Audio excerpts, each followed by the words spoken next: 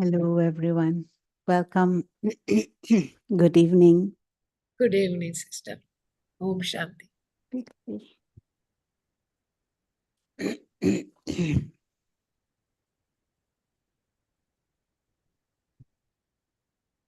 Today's topic, from pressure to play. And is some for the first time here, for the first time, not for the first time, for the first time. So extra welcome for those who are joining us for the first time, but also extra welcome for those who are here for the second and the third time. My name is Rona Sweitz, for those who don't know.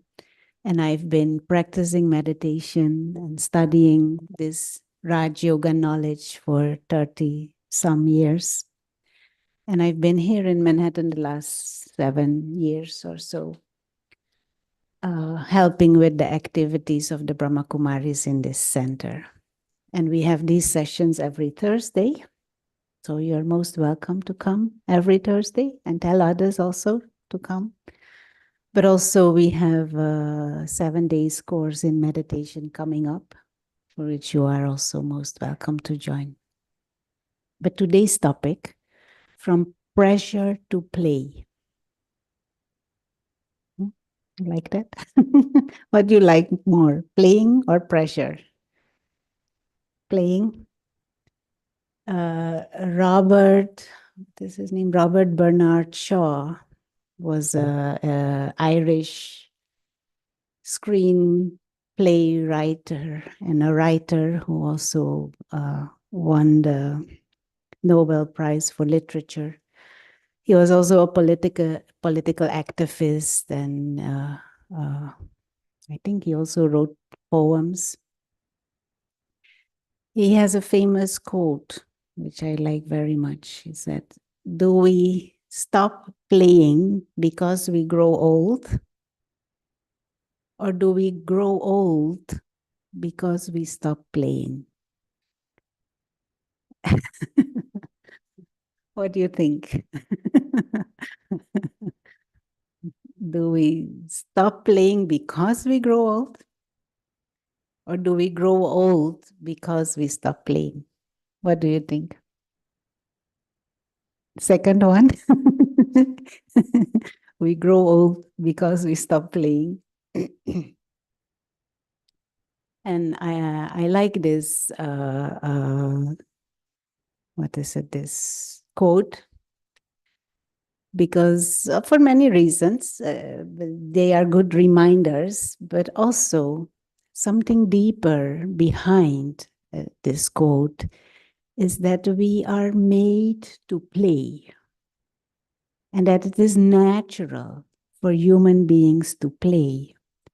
You know, children or babies, they naturally play. If you observe, they come out of the womb, and as soon as they can move their or anything, mother's hair, anything they can touch, they start playing naturally. And if they don't play, it means they're not well. Very good. They're not well. Something is wrong when they're not playing. And mother knows instinctively something odd, something off with the child. But if they're good, if they're well, they naturally play. Now, who's they is us, no? Just because we grow up and grow older, why would that nature of play not be continuously natural?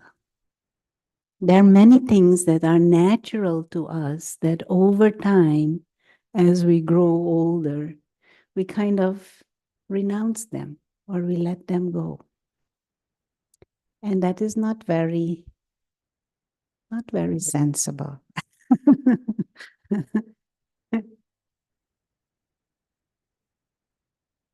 As the responsibilities grow, so means as we grow older, we become less sensible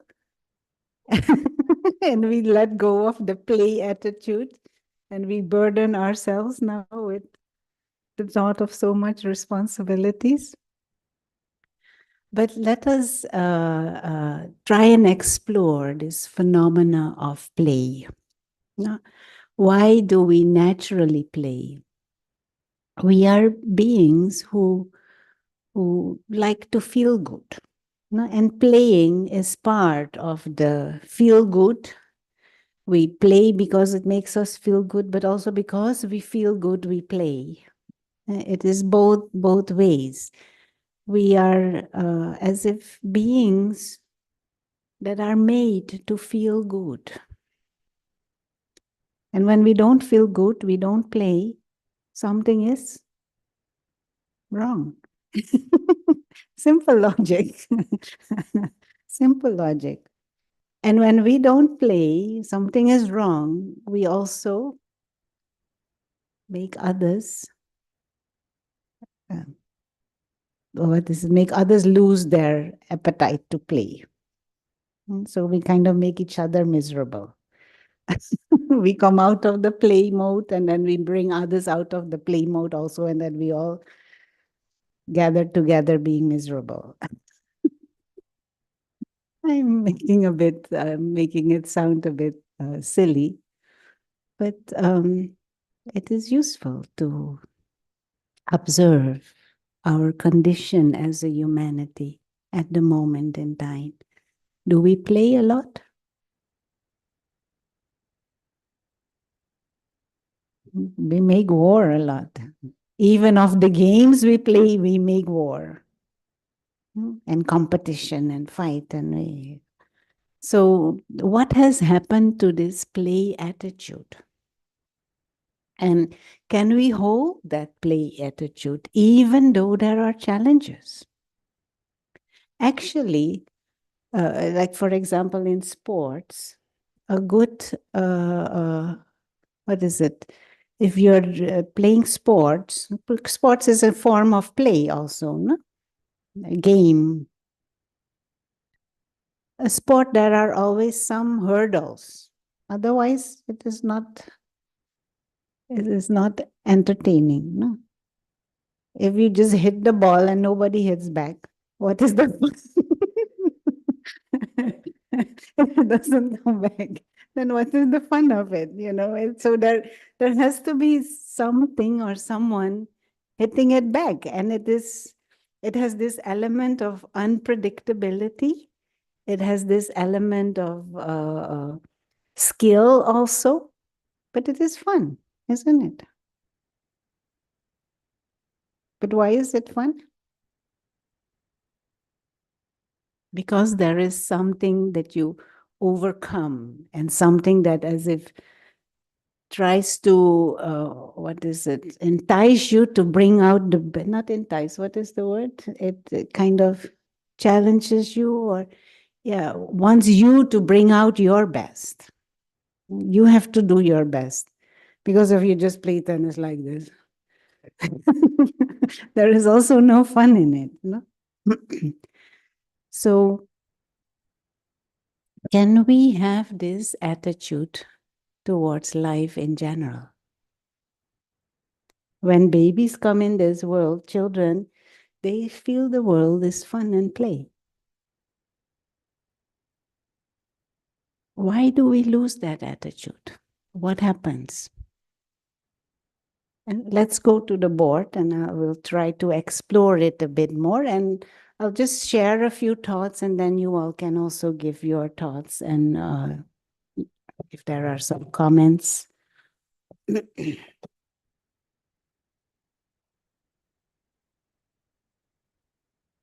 whiteboard is okay, visible for the Zoomers also. Yes, sister.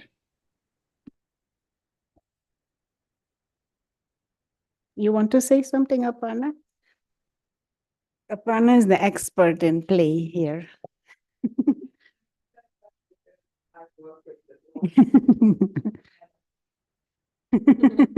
Isn't that the best way? How can this?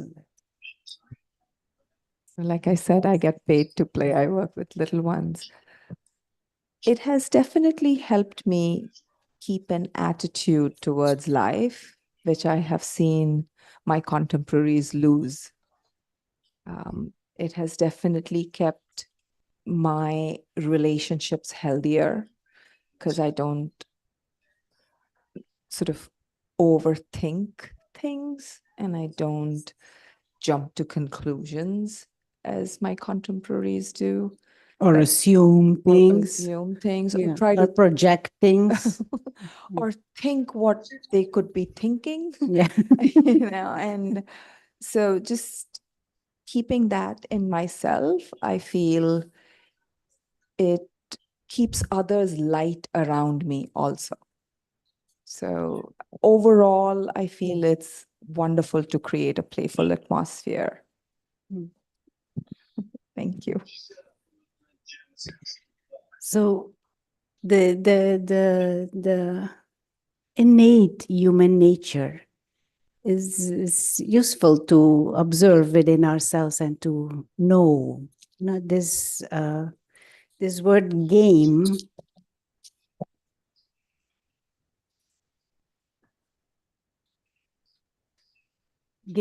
or play or story or even drama,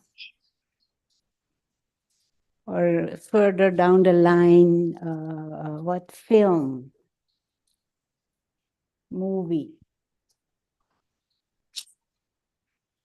These are all forms of play and entertainment and game.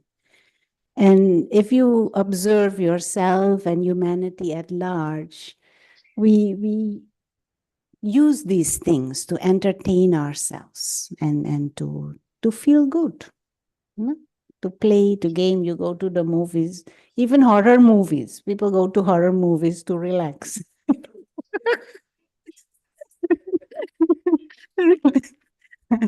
Not necessarily my cup of tea, but people do. They pay money to go and relax and they have a good time, eat popcorn and whatever. And they have a good time. So it is part of our nature to have this fun element. And even some soap operas or so, all kind of intrigue and whatever. Why do people watch these things? Michelle, I'm Can you listening to please, Zoom. Do all you of you understand? mute on Zoom? Make sure that you're. Yeah. Oh, okay. Can you? I'm trying to listen to something. I'm just coming to No, just 7:30. mute it. We are on Zoom.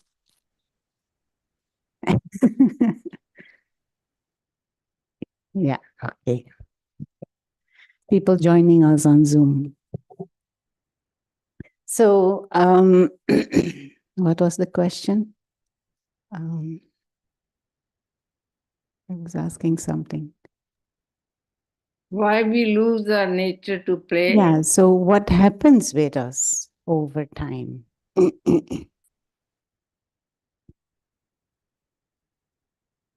People also go to what, circus, or to what is this thing, Coney Island.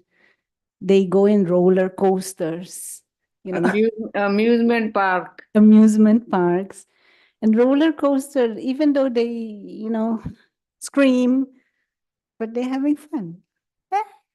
It's going on. Or they go into these ghost palaces and whatever. And so but they're having fun. I remember as a child, I used to jump, I don't know what, this high jump underwater in the swimming pool. How do you call these? Diving. But high, I don't remember. I think it was 6 meters high or so. We would jump, or sometimes from a bridge into the river. Whilst you're diving or jumping, you scream, but you're playing. And it is like an excitement. These are big challenges, no? A child of 6 or 7 jumping from 7 meters high into the water, or diving, or doing all kinds of things.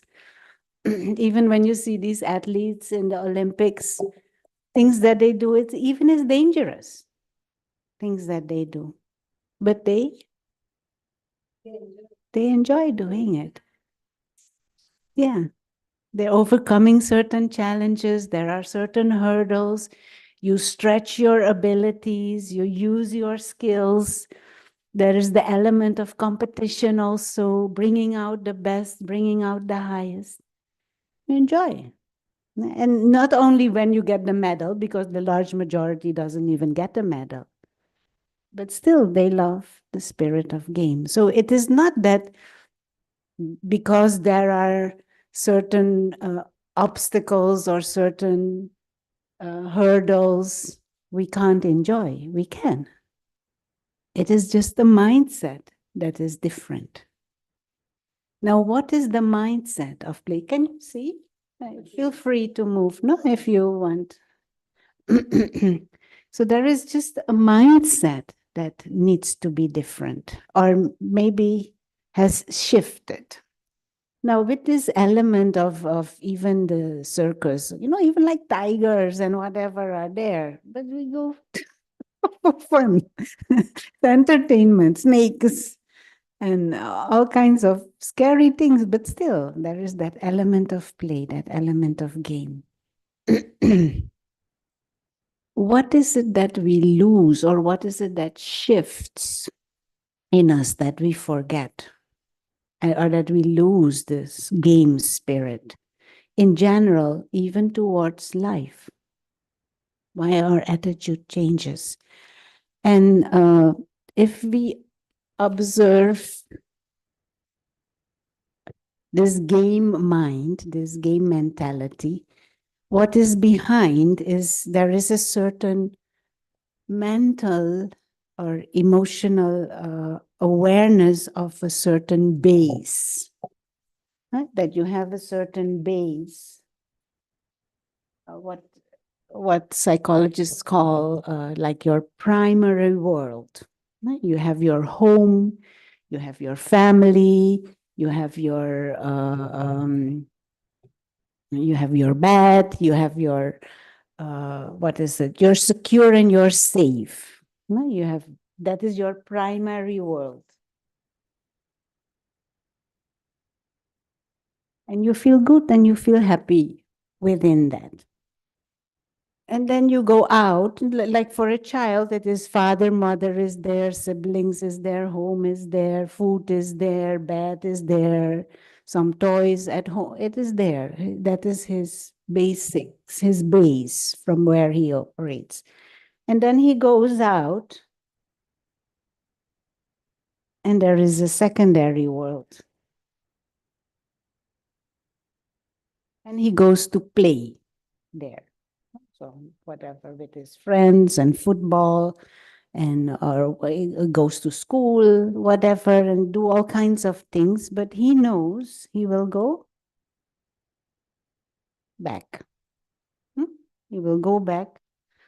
And he knows that this will always be there. So he is secure and safe. The same, this also, the phenomena of holiday is similar. Holiday, it won't help. Holiday is similar. No, it's a form of play. You go do something different and see something different. But you enjoy your holiday because you know this is there and you can always go back there. And sometimes here they enjoy the potholes. And someone spitting on the ground, they take pictures, and some homeless, they take more pictures. All kind of funny scenes they enjoy. The tourists, the locals, they complain, but tourists, wow, even in New York City they have this, or that kind of thing, the holiday spirit. But they feel secure and they can enjoy it because it is extra. And they know their base is safe, their base is secure, their base is stable. And in between, you check whether everything is still okay at home, but you're enjoying here. This phenomena also happens, for example, in present day world, there is the 24/7 television. Now people just watch television and their world becomes like as if that story world. They get immersed in that story world or in these video games. People 40 years ago, we used to have Pac-Man, but now those video games are much more sophisticated. And it's like almost the life of a person. What are they called? Avatar? Then they can take on certain personalities in the video game, and that becomes their life, and they get married and household and job, whatever it is in the video game. And there is now a diagnosis even for children who go into emotional disconnect because they forget their life and they just live in the virtual reality story. But that nature of play is innate within us. Now, if we look at this from a spiritual perspective, we could understand this a bit better. What has happened to humanity when we lose that attitude of play? What is going on?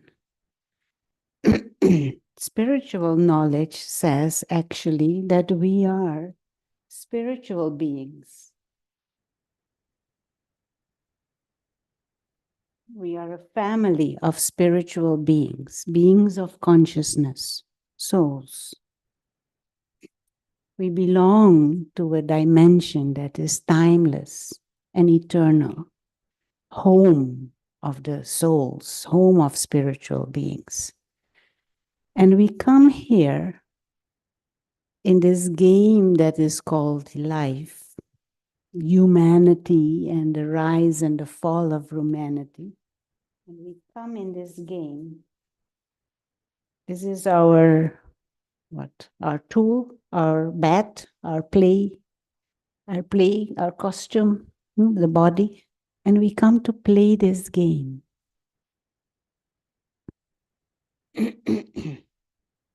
And the game has its own characteristics. It has objects, it has sound, it has movement, it has change, it has unpredictability, it has variety of costumes, it has variety of scenes and plots, intricate dynamics. And we experience all of this. And we go through this game. We go through this play. And it is fun. Is it fun? It is fun providing we remember our base, providing we remember our home. Now, just like those children who get into this emotional disconnect, they forget their parents, their home, and they live in that virtual world. Human souls. We have come to play this game, but we have forgotten our base. We have forgotten our home. And we started to believe that this is our world. Now, within spiritual understandings, there is the concept of the souls being guests. We are guests in this body. We are guests in this world. We are travelers through time and space. This body is like a vehicle for a temporary period of time. We do not belong here. Nothing here is ours. Just like some tourists come to New York City, he can't say the Empire State Building is mine. He can take pictures of it, he can enjoy it, go up and down, whatever, but it's not mine. But he can still enjoy it and have fun. Not mine, he's a guest here. And when the experience of the visit finishes, he'll go back home. So same way, we are spiritual beings, beings of consciousness. We come here to play this game. And at the end of the game, we will just go back home to the dimension of souls, to the dimension of pure consciousness. But when we forget our home, when we forget our true self, we forget our true family, we start looking for home here. We start looking for security here. We desperately want to be immortal here. But body is not immortal. Can last maybe 110 years. Maybe. For a few. But body is not immortal. Even if we do all kinds of things, it is not immortal. But we look for immortality here. We look for security here. Now, can you find security in a world that is changing all the time? Yeah. And on top of that, it's changing all the time. It is unpredictably changing all the time. Anything can happen anytime to anyone. We don't have any guarantee of this body even for tomorrow. We try not to think about it and as if it's gonna last forever, but we know there is no guarantee for that. Now, in a game setting, unpredictability adds to the fun. Unpredictability adds to the entertainment. But if we have the attitude of, no, this is mine and this is me and oh, I need to be secure, then unpredictability becomes a headache and a source for insecurity and anxiety and fear.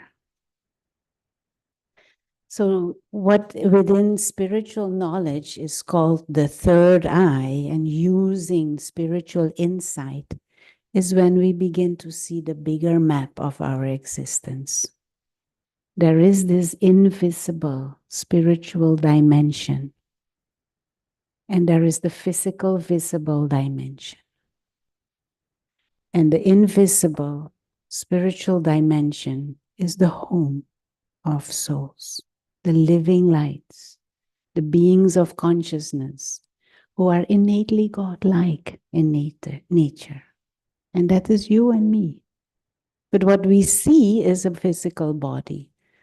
And we see a job or a culture or a nationality and the physical contacts. That is the game. But to become aware again of that whole invisible dimension and to begin to understand the beauty and the truth of the real self, the soul, as a God-like being of consciousness, a being of peace, a being of love, a being of bliss, a being of purity. And that we all belong to that family. And we come here to play in different forms. Different situations, different challenges. Just like the roller coaster. This is a very sophisticated roller coaster ride. But you enjoy the roller coaster ride because you know that you will be okay. You'll still be okay. Go up and down, whatever. Somebody screams, another one screams more. But at the end, you had fun. You come out and you go home and you're okay. Everybody okay. But there is a factor here within this, the whole spiritual realm, and that is the ego within us. The ego within us is obsessed with the game. And the ego within us is unaware. This is not real for the ego. And the ego just wants and makes this play world as if in the real world. And then we become very serious and we become obsessive and we get into attachments and we get angry when somebody touches my head too much. We get into greed and all kinds of tangles and lust and anger. And this play becomes a pressure. Yeah. Becomes a pressure and a suffering. Now, the journey in spiritual wisdom and the practice of meditation is to come out of this tunnel-sighted vision and to begin to explore again also the invisible dimension and to begin to see again the game nature of this. Now, I was sharing with Aparna yesterday or day before yesterday, someone was saying some unpleasant and insulting things to Rona. And at that time, I did not have to make effort. I'm not saying that I'm always in that space, but at that time, I did not have to make effort. And I saw the whole scene as fun. And the person who was kind of getting heated up, first of all, it was over nothing, was not even true. But and I saw smoke coming out of her ears. And I thought, what is this? And internally, I was not taking the offense. I was not taking the offense. And I even found the whole scene a bit funny. So there was a little bit of a smile on my face, which made her more furious. Getting more into, which made me only see the ridiculousness of the whole scene more. But I controlled myself and I put my face serious.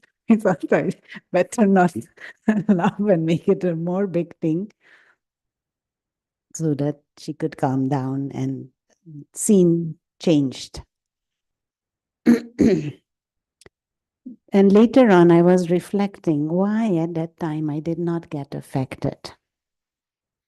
Because I was not identifying with, the ego was not acting up at that moment. Because if there was ego, I would say, who you think you are, and screaming and yelling, and I take the offense. But at that moment, the ego was down. And because the ego was down, the whole scene appeared silly and, what is it, cartoonish. It appeared cartoonish. And because I wasn't taking the offense, it did not become a fight. And she also had no choice but to just become quiet. And I thought, wouldn't it be great if everything I could see like that all the time? But this is part of true wisdom. There's another saying, to smile in the face of disaster is the sign of a powerful mind. So if we can approach this whole physical world with the attitude of a game, the attitude of circus, from clowns, they just do mad things for no reason other than entertaining, laughing. And 2 weeks ago, we had some, what is it, peace in Central Park, an event in Central Park And the opening act on the stage was a lady who practices laughing yoga. I had not heard of it. I had not seen it. But all she does is just laughs. So it was like 15 minutes on the stage. She was laughing for nothing. Everybody everyone started laughing. You were there. Were you there? You were, no, I don't know if you, and everyone for nothing.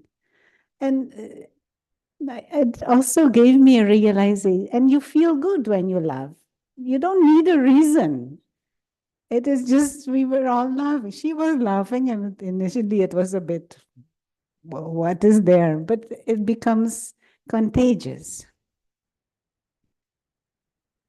And laughing is one of the best medicines, you know.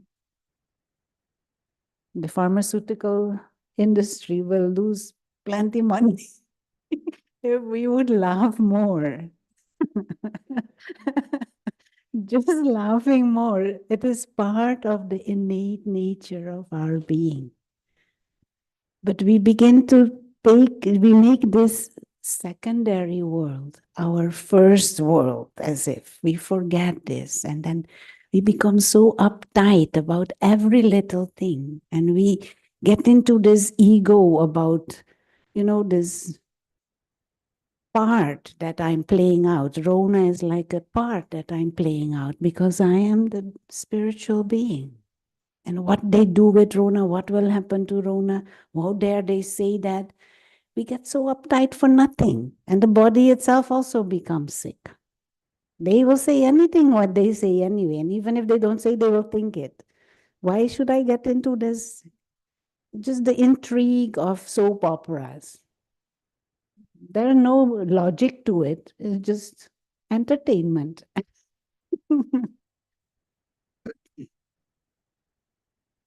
Meditation is about stepping back and exploring again and experience again this primary world of the souls, the dimension of silence and light beyond, to experience your own immortality and eternity as a being of consciousness, to discover the truth and the beauty of yourself as a being with God-like nature, to discover the beauty of the fact that all are family. We are all beings of light, souls. But we are all trapped in the ego, and we are trapped in what is meant to be a game, but has become prison.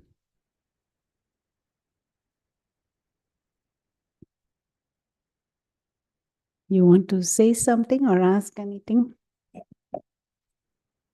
From pressure to play. Get out of this self-created prison.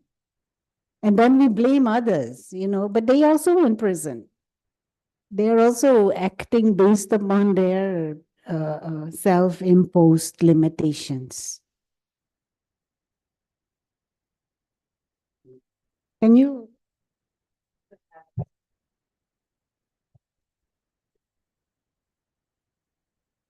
As you know, I'm a filmmaker professor, so I wonder about what you lined up there and put film and movies right there, Yeah. the lineup. So if I understand you correctly, you mean that all those entertainment elements we should introduce in our ordinary everyday life? Exactly. That's the point you're making? Yeah, exactly. Okay, that's a very... Our ordinary everyday life actually is a big film. And we are invisible actors coming from the spiritual dimension to play the part.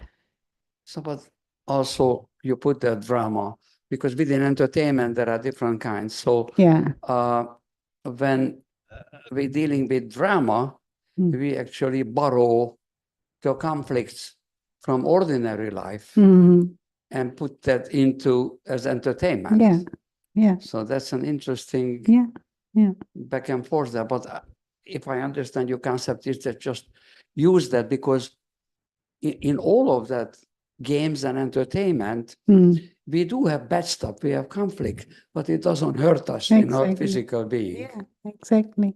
Yeah. So maybe reverse that, maybe take that idea that we can have competition and drama and everything, but do it as entertainment in our regular life. Yeah, very good. If I follow you, Excellent, excellent. that's a Excellent. brilliant concept. Yeah. Yeah, thank you. We have forgotten to play the game of life. And we have forgotten that life is as a play. Very sophisticated and very intricate, but it is a play.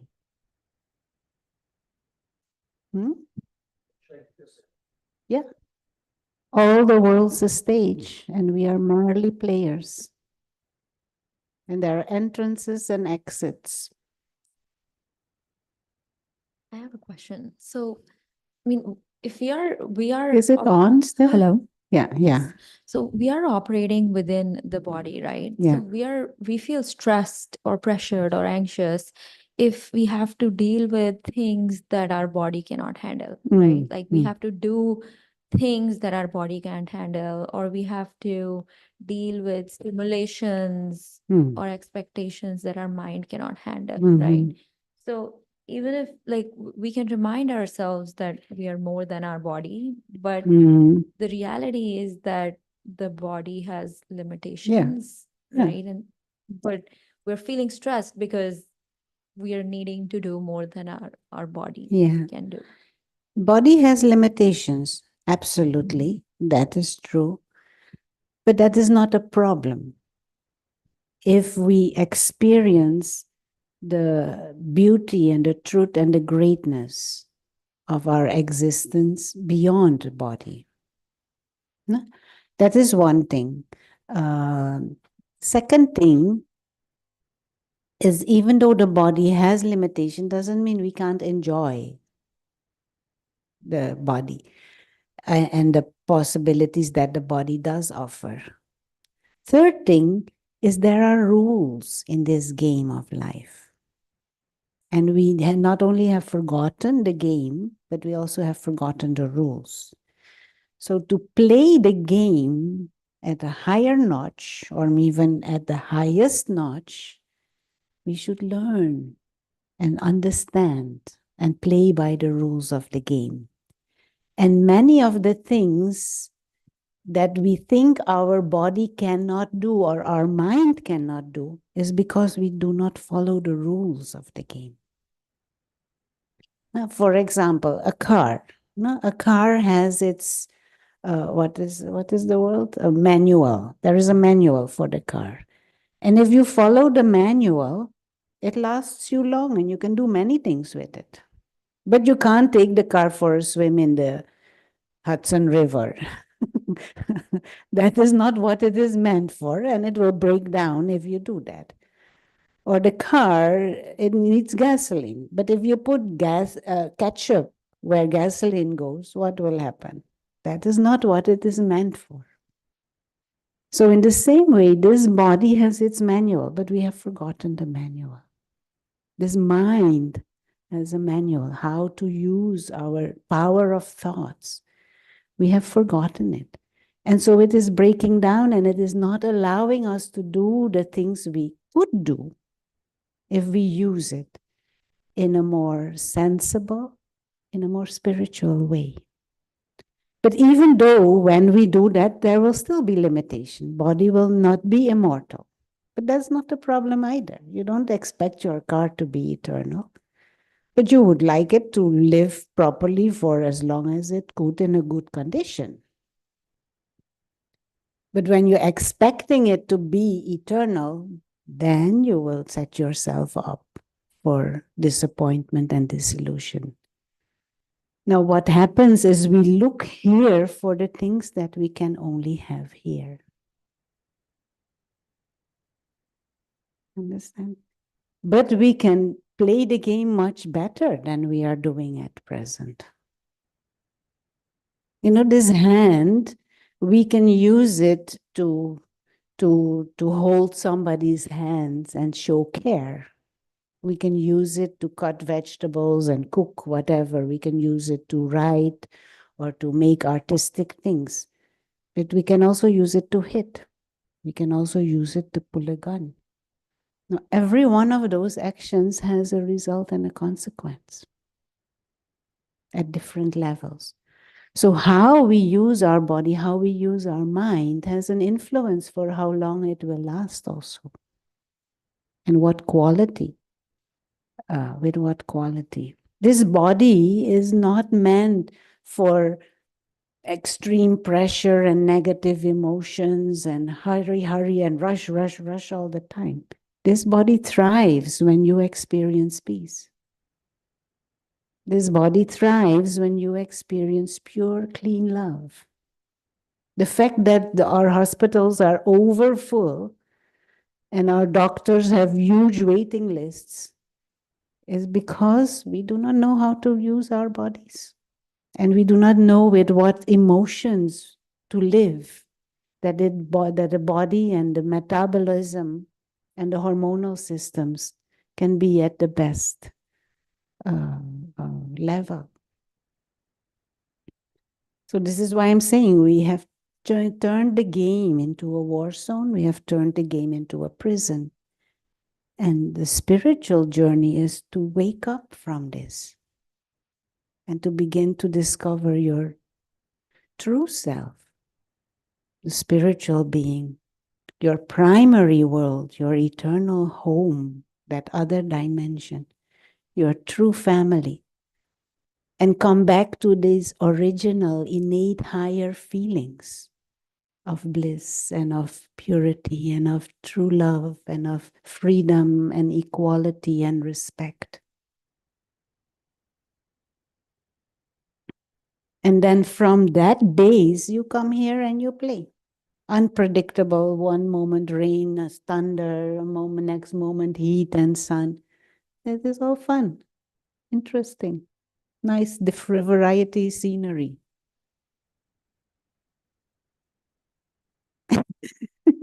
Isn't it a wonder? One day is sun, next day it is rain, next day wind, and wow, what nice scenery.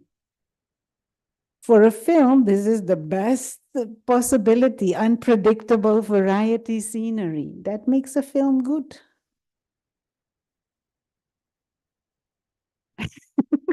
But you can also walk around, raining, too hot, why windy?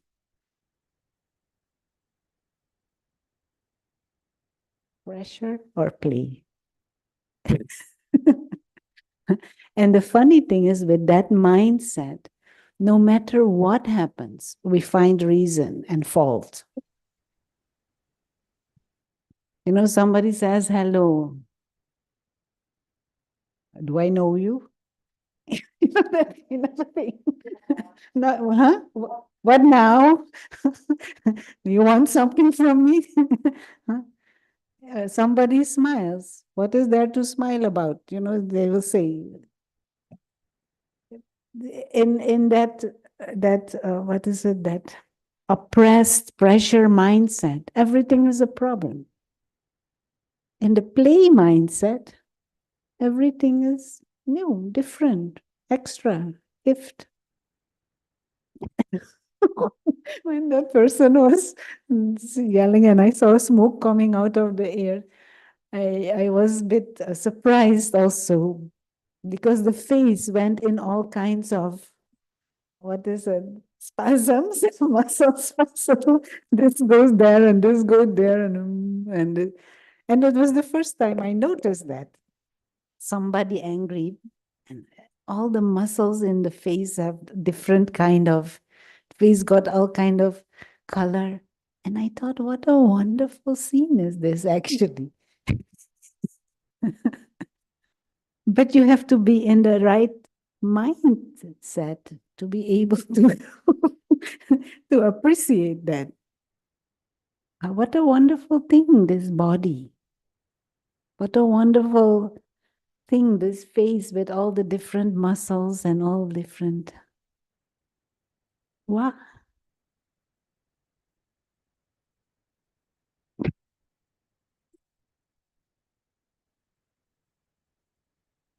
And the simple question we could ask ourselves, do I want to play or do I want pressure? Whatever is in front of me, am I taking the play attitude or am I taking the pressure attitude? And I don't want to be disrespectful to people who really go through,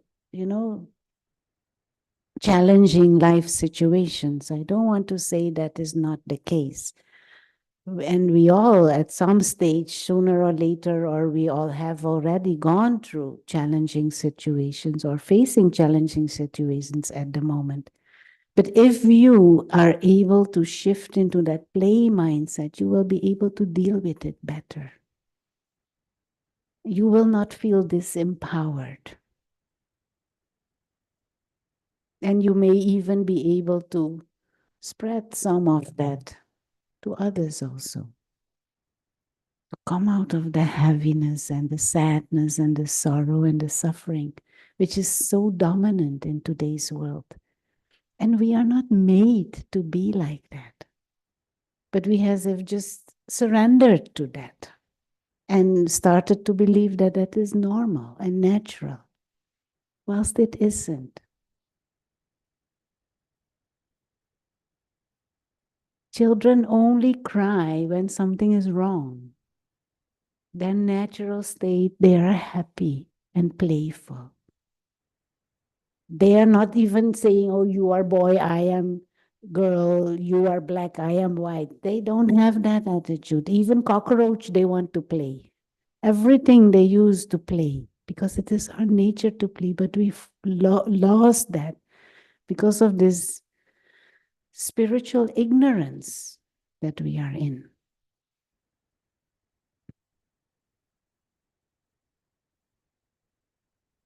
Okay, anyone want to say anything?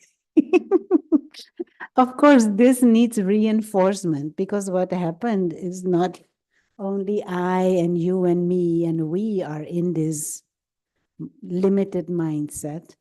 The whole world is in this limited mindset. So we keep each other in this limited mindset. We have to have come out but we have to nurture that broader perspective. Just hearing this lecture is nice and we will feel good, but tomorrow something will happen to again put you back here. So we need to remind ourselves of this. And so this is why I feel this is a lifelong study, a lifelong learning, a lifelong practice.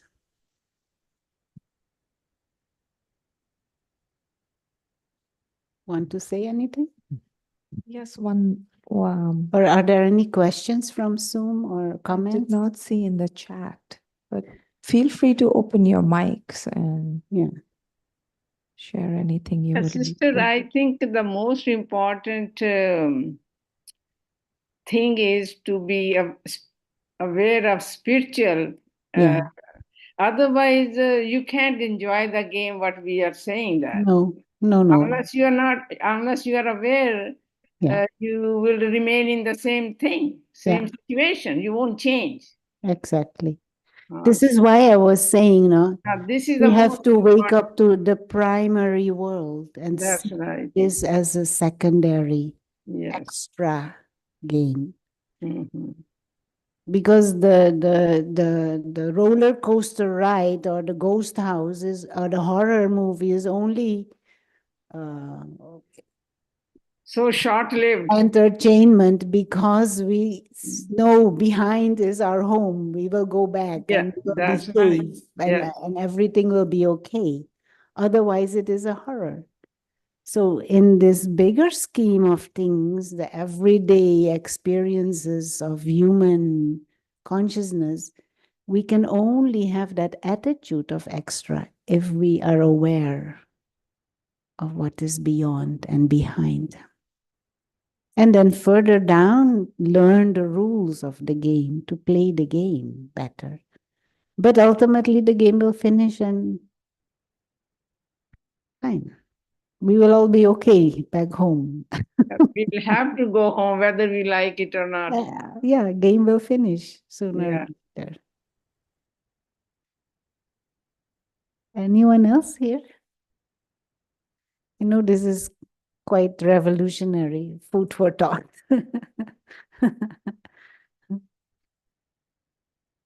But like I said, this ego within us is kind of our lower nature resists this and brings in arrogance and greed and that limited tunnel vision, that limited consciousness that only focus on this and is obsessed by here, that pulls us down. So to observe that within ourselves also. Because if ego was big, when that lady 2 days ago was like that, if ego was big, then it would be fight and fight, fire. But so constantly the one aim in the meditation practices is also to more and more experience that state free from ego, that humble, natural, loving, lovely, peaceful state, soul conscious state. Okay. Time is already there. Yeah, just about the horror movies. Yeah. They are high-level entertainment, very important for people when they say, please scare me. And the movie scares them more than when they come out, then the scary moments of their regular life is not that scary. So they feel a little bit better. That's After watching that horrible scary in the movies. Yeah. They have a pretty scary life. But it's less scary after watching it. After That's watching why the they love it. movie.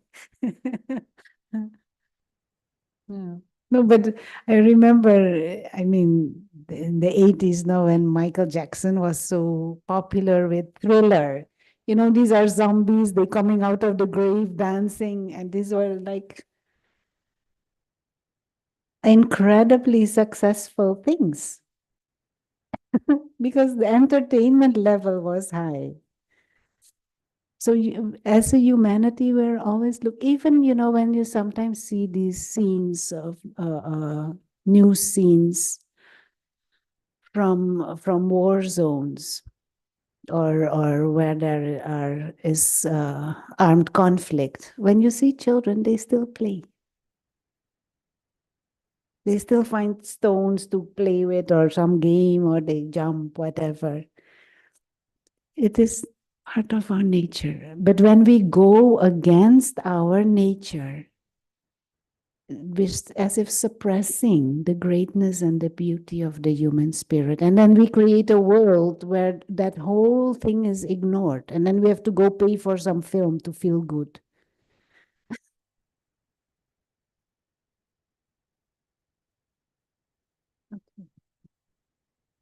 One of the descriptive words of that temporary is temporary for me personally, is the word temporary, knowing that whatever the black box is temporary. So even a movie, for example, is temporary. There's real time, but this is the real time. This is the permanent versus the temporary, the eternal and immortal versus the temporary. So it sort of helps keep a perspective. And this term that is used now, in this video games situation, there's this emotional disconnect. Children live in their video game world.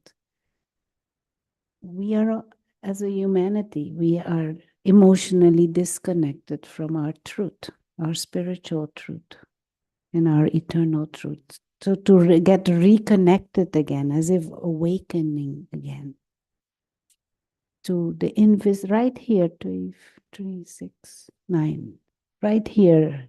In the center, we are 9 invisible, godlike beings of consciousness, living lights, On Zoom, another 19, 18. But we are not aware of that most of the time. And we do not feel that subtle, invisible connection. We are all brothers. And yes, physically we are not brothers. There's different countries and nationalities even and cultures. But as spiritual beings, we are all one family. And to live with that awareness again is very different from when I say them and me or them and us, and then we get this whole polarization all the time, and then we're each other's enemies.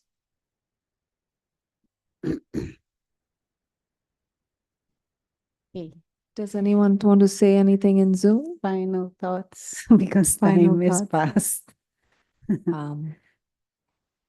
I would like to take this opportunity to let everyone know about some of the upcoming events at the center that will delve deeper into some of the concepts that we talked about today. Coming up on the 17th of August, which is a Saturday, from noon to 3 p.m., we have a workshop, an interactive workshop. And we can talk more at length and do some experimental meditations. Then the topic is the heart's journey through time, explore the depths of inner self. Every day from 12 noon to 12:15, we have lunchtime meditation, and we call it Power Boost. But that is on online. Oh, that's an online event. Facebook or YouTube. Yeah. And we have an academically composed course that breaks down each and every component of spiritual aspects that we practice here at Brahma Kumaris. And it's called the Royal Raj Yoga meditation course. It's a 7-day long event, Monday to Sunday, and it starts on the 19th and will go on till the 25th of August.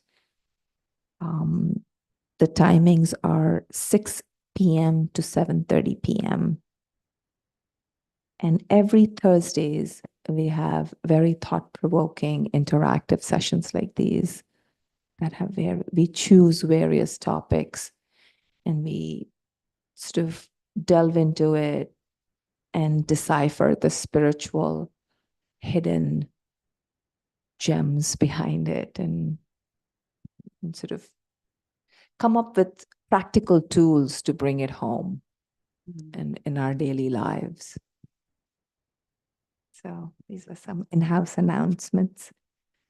Thank you. And the center is open, not during opening hours. You can always stop by and use the meditation room, sit for some minutes quietly, reflecting. So feel free. Use the center as much as you want to and tell others.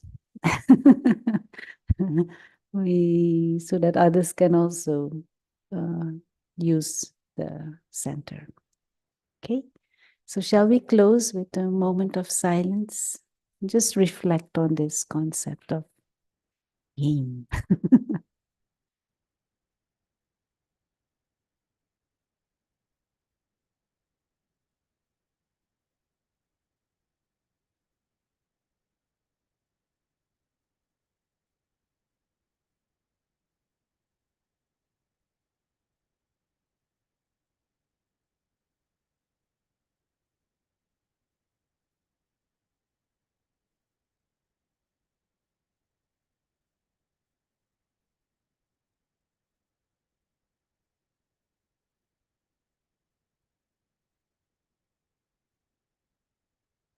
Thank you.